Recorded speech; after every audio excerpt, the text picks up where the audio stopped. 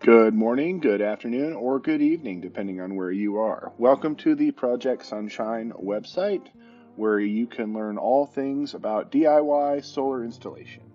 Just a quick overview of the website. We have the home key, the benefits of solar energy, the photoelectric effect, certification, equipment, installation, permits, and project calculator, the site selection, site prep, and ending with our disclaimers and contact information. On the home page, you have a general get help on the following topics. This is just an overview of what you can expect on the website and the 5 most important parts of the website that we think were pertinent that you could do a quick jump to. And if you have any questions, you can schedule an in-person visit with our help center, get in contact with us on our live chat, or email us at projectsunshine@nowhere.net. You can also contact us at 555-867-5309. Just to be clear, this doesn't work. Project Sunshine at Nowhere is not a real email, and this telephone is not working. This is a school project. Hi everyone, my name is Ethan of Project Sunshine, and we're going to be taking a look at the benefits of solar energy as well as the photoelectric effect. So there are several benefits associated with solar energy. The first are the environmental benefits. Solar energy is far more renewable than many other sources of energy. And it releases less greenhouse gases compared to carbon-based fuels like fossil fuels and the sort. It also consumes way less water than other forms of energy. Solar energy can be very cost efficient. Long-term use of solar panels will decrease an individual's electric bill, and in some situations excess energy can be sold back to the power grid, often in exchange for credit on electric bills. Just like any other upgrade or renovation, adding solar panels to your home will typically increase its value.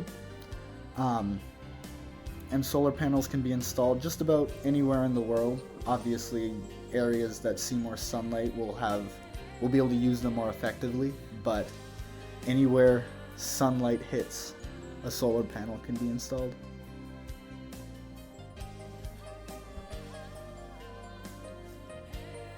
The photoelectric effect was first discovered by Heinrich Hertz in 1887. He also discovered the radio wave, and it was later elaborated on and studied by his former assistant Philip Leonard. How it works is light, when it hits a metallic surface, pushes off electrons, and solar panels make use of those photoelectrons by converting them into electricity to power your house. How to get solar panels certified. Certification will need to be done by someone who has the proper licensing, as this is to ensure that standards in the industry are upheld. This person will typically be the worker who was hired to install the solar panels. You will want to make sure whoever is certifying your solar panels is properly certified. The most common certification is a NABCEP, otherwise known as the North American Board of Certified Energy Practitioners. The NABCEP certification ensures that the person certifying your solar panels has met experience requirements, has completed required training, has passed the NABCEP exam, and has signed a code of ethics. I'll be going over the equipment section of Project Sunshine.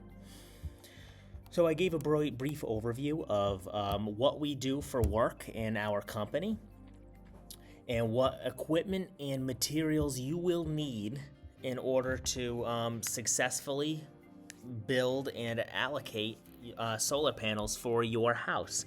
So I attached a complete kit link here. This was based off of a 3-bedroom, 2-bath house with about 1,500 square feet with 2 occupants living in the house. This is a estimate because some people use more energy than others. So it just really depends on how much electricity you're using. So this is not a template or a one size fits all. This is just an example. So keeping that in mind, this is about what it's going to be. Free estimates on your house to see if your house qualifies for our for solar panels, because some houses do not qualify because there's either not enough sunlight or other various reasons. Give us a call today. We give free estimates. Let us know if you have any questions. Thank you very much. To install a solar panel, you'll first want to start by installing a mounting system for the solar panel. These mounts should sit at an angle between 18 and 36 degrees to achieve optimum sunlight. Attach the solar panel to the mounts, adjust the panel accordingly to ensure direct sunlight, then tighten all bolts that secure the panel to the mount. Secure the electrical wiring that runs between the solar panel and the house. Make sure to check the connector model associated with your panel to ensure proper wiring installation. In addition, turn off the house's electricity before attempting to secure the wiring.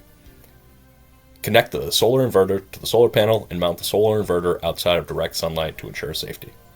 Next, the solar inverter needs to be connected to the consumer unit. Lastly, test the solar panel to make sure it is generating electricity and continually monitor its operation. Welcome to the project estimate calculator and the permits section. Now, we've come to everyone's favorite part of the process. Paperwork, I know. Everybody hates paperwork. For this one, though, it is pretty quick.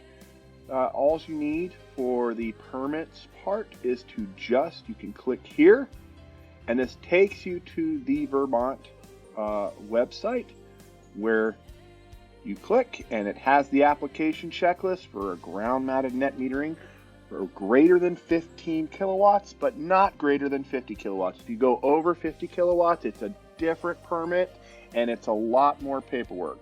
We want to keep this simplistic.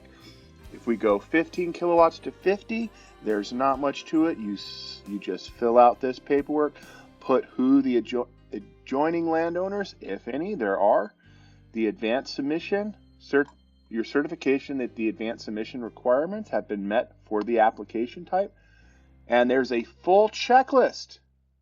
You can put where it is, where the site's going to be. Is the site a preferred site? You can click yes or no. If it's a preferred site, usually if it's a residential, it's not going to be any of these. So if it's residential, no, it's not a preferred site.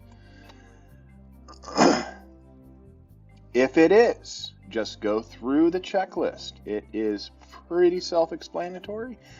And you can go on, do you have your site plans? This is just a picture of where your site's going to be, what you're going to have it hooked up to, and where it's going to connect. You simply put how much power your site is going to produce, where it's going to be connected, and then submit that.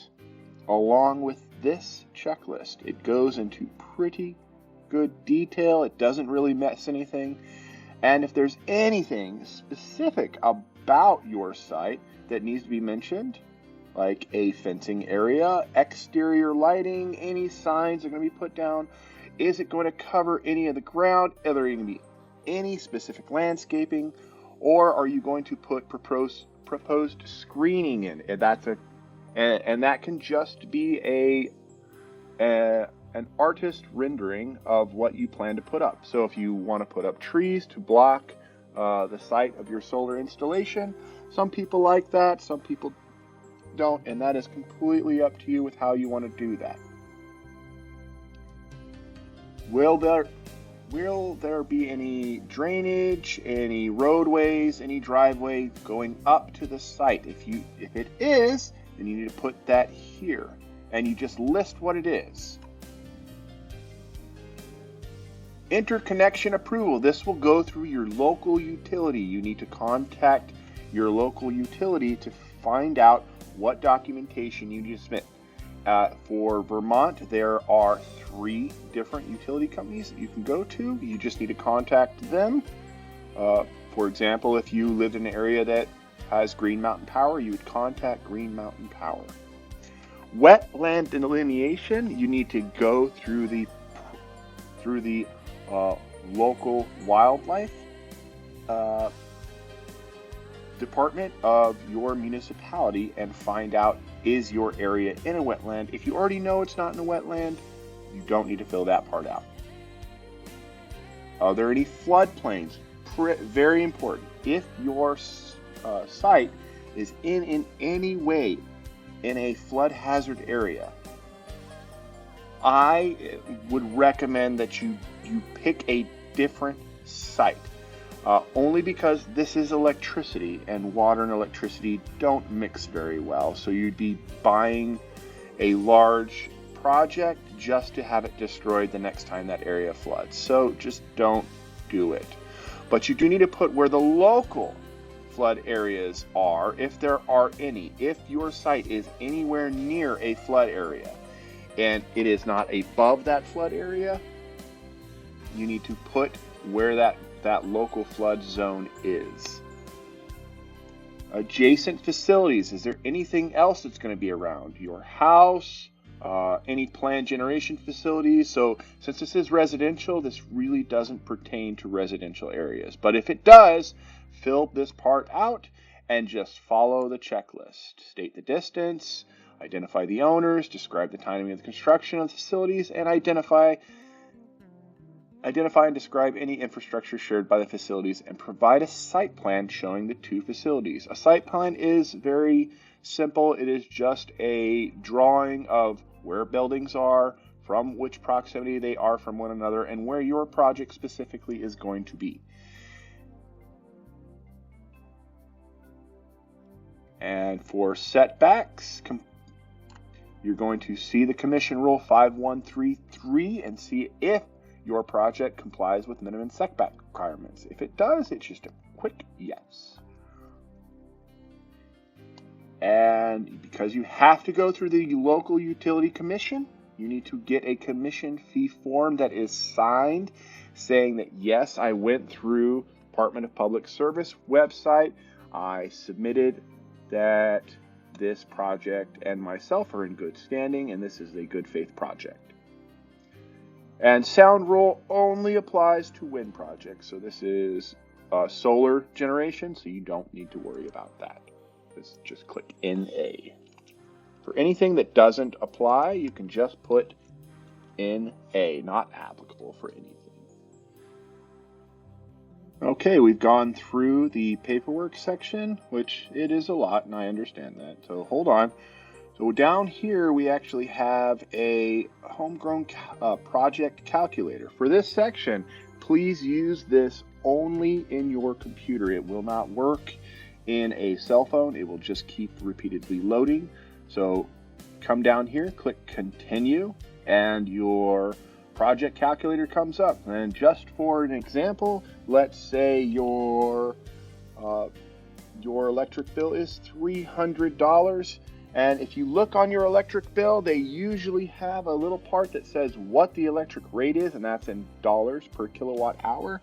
And currently, for Green Mountain Power, it is 19 cents per kilowatt hour. And because installation labor cost, that's $0. But just in case, if you wanted to hire a friend, you can put that installation labor cost here.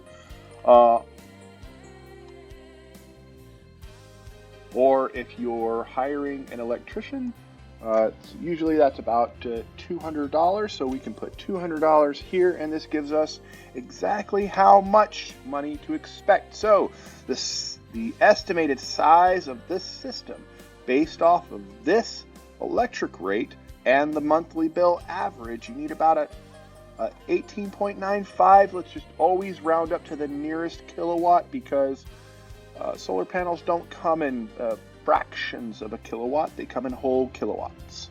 So they come in whole watts, actually. And then, so divide this kilowatt by the amount of watts. That tells you how many panels you would need, depending on the size of the panels that you pick. Your materials cost, on average, is going to be about $30,000 roughly for this. It'd be $28,421. We'll just round up to a $30,000. So if you were to get let's say labor cost is always double if you get a professional to install it. So it'd be $28,421. It's usually double that. So if we put that in, and this tells us, there we go. It's usually double what the material cost is. So whatever the material cost is and the handling, that's double that. So around $60,000 just for this. But if you do it yourself, again, you still need to hire an electrician to come and certify the system. And there, it cuts it down to about half. Now remember, this calculator is just for informational purposes. This is just an estimate. Don't take what we say. Go out and do your own research. And if you have any questions or if you're confused about anything, you can come down to our live chat. You can reach us at our email or contact us at our phone number. Again, you're doing great.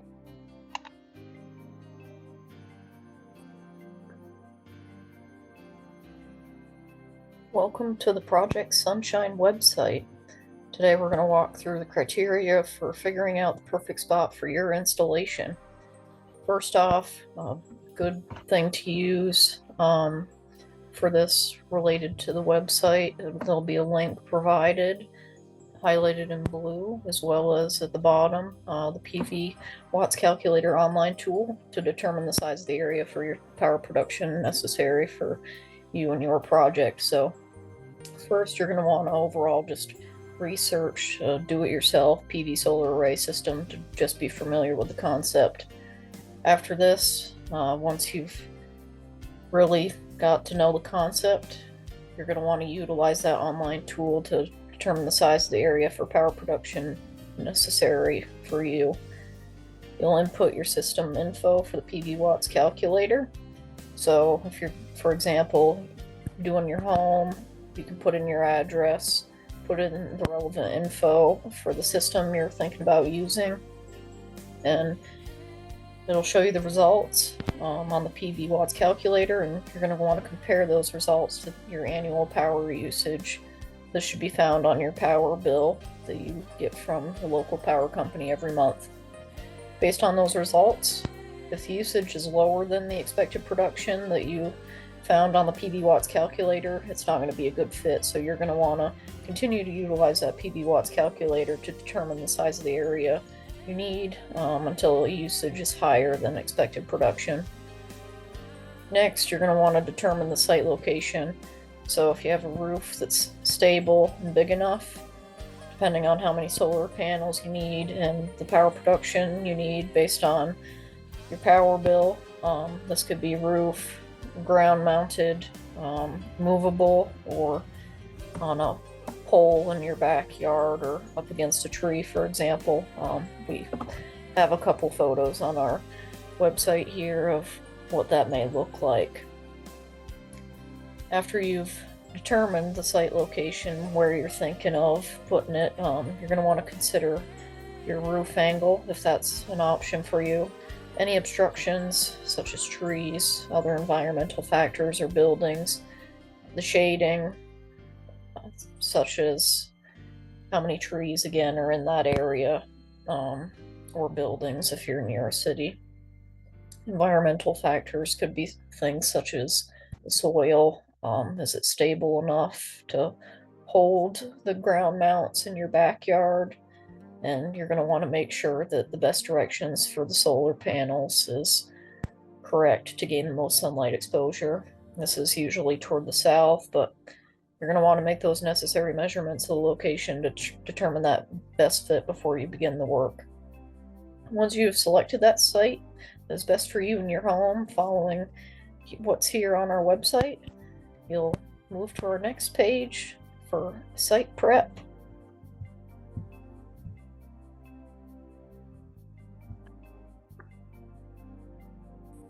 Now that you have visited the site selection portion of our website for Project Sunshine, I'm going to walk you through site preparation for your solar install and just those overall best practices for site prep for your solar energy system.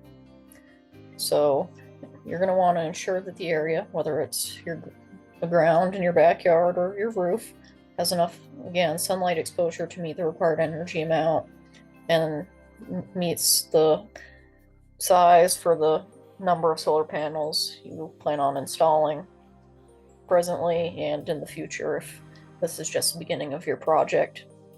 So it may be necessary if you want to put more solar panels onto your property later on, that you plan for this ahead of time, as well as you're planning for potential limited exposure due to tree growth or future installations.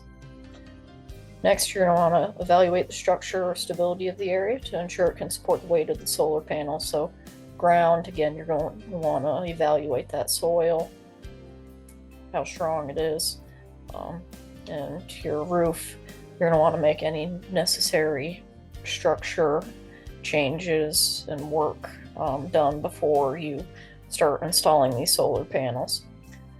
Next, you're going to evaluate the current electricity system at your home or business, and you're going to make sure that that is up to date to meet the requirements for your solar system. You're going to plan the location of the conduit and inverters, making sure, again, you're keeping in mind future installs when determining that location to make it easier for this install as well as in the future. If you need space for generator or backup batteries, it's important to take this into consideration too, based on your energy needs, your sunlight exposure rate, and outage frequency. So if you lose power a lot, that sort of thing, you're going to want to keep this in mind when you're installing and prepping for your solar array system install. Ensure that when you're prepping the site that the solar panels are prepped to be facing south to ensure they get the most sunlight. So if you can't do exactly south, southeast, or southwest would also work. Here's a respect thing that we also wanted to keep in mind when putting in our website here. Make sure you're talking with your neighbors before the work begins. Oftentimes, people or our neighbors don't like the way solar panels look. Some people think they're ugly, some people are fine with it, depending on the number, right? Does it ruin the sight of nature? Maybe. Not sure what they may be thinking, but just let them know. Common courtesy. They may have some suggestions for you, or that they don't want to see it and put it somewhere else. Acquire any necessary permits for the install per your state regulations. Here on our site, we also have sections on permits, so take a peek at that for some Vermont permits info and what you need.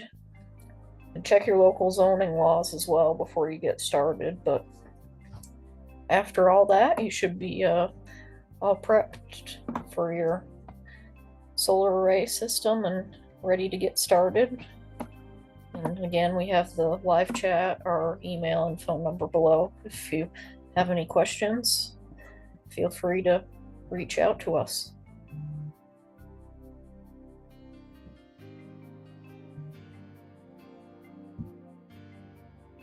Okay, it's the last page, and unfortunately everybody's least favorite, but we have to go through this for legal purposes to protect ourselves and to protect you.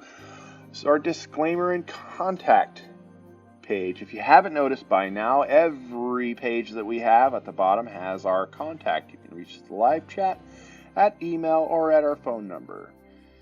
And for legal purposes, I am going to read the disclaimer, aka the legal stuff we gotta say. All right. Real talk, this is the part where we cover our bases. We're just some folks trying to make solar simple, understandable, and maybe even a little fun. But before you go all in with your DIY project, there are a few things we need to say because lawyers, insurance, the internet, you know how it is. Everything you see on this website, guides, tools, calculators, suggestions, ideas, and even our wild enthusiasm for renewables is for informational purposes only. That means we're not your licensed electrician, engineer, or building inspector. We do our best to keep things accurate and up to date, but we're not responsible for how you use the info. If you accidentally wire your inverter backwards, blow a fuse, or try to build a ground mount with duct tape and good vibes, we're not liable. Seriously. Solar is awesome, but it's also electrical work. And like anything that involves electricity, roofs, tools, and municipal regulations, it comes with risk. Always check your local codes, get the proper permits, hire professionals where required, and for the love of photons, turn off the breaker before poking around wires. By using this site, you're basically saying, cool, I get it. I'll take responsibility for my own project and double check everything before I climb on the roof or submit forms to the state. Good choice. If anything on this site seems unclear, outdated, or just plain wrong, let us know. We're always working to improve this resource. But at the end of the day, what you do with the information is up to you. As always, stay safe, stay smart, and may your panels always face true south. Unless you're in the southern hemisphere. Then ignore that last part. Thank you for watching this quick tutorial of how to use the Project Sunshine website. My name is Alton Bell. I was responsible for the video section narration of the website intro for homepage, permits, and project calculator, and the disclaimer and contacts. The web pages I personally designed were the permits and project calculator and disclaimer and contacts. Hunter Upmaw did the narration for the certification and installation. He also designed those two web pages, the certification and installation. Melissa Williams, she narrated the site selection, site prep walkthrough, and designed the site selection and site prep walkthrough. Trevor Kipp designed the equipment and the homepage, and the basic layout for the whole website was Trevor, which is why I took his narration for the homepage and he narrated the equipment section. Ethan Williams did the video section narration for the benefits of solar, the photoelectric effect, and he was responsible for the benefits of solar and the photoelectric effect. This was a Vermont State University technical project management project, and thank you for your time. And finally, our references for the pictures and websites we use to either get our information, grab pictures from, or use open source or free use music. The background music was What a Beautiful Sunset, and it is free to use. No permission needed. Eco-worthy for the complete solar kit. And some of the pictures that were from there. The photoelectric effect was from the physics hyper textbook from physics.info, and the PV watts calculator and pictures for the PV watts was from the National Renewable Energy Laboratory website at pvwatts.nrel.gov. The U.S. Department of Energy was used for the benefits of residential solar electricity, and the website below, and the Vermont Public Utility Commission for the application that is in the website.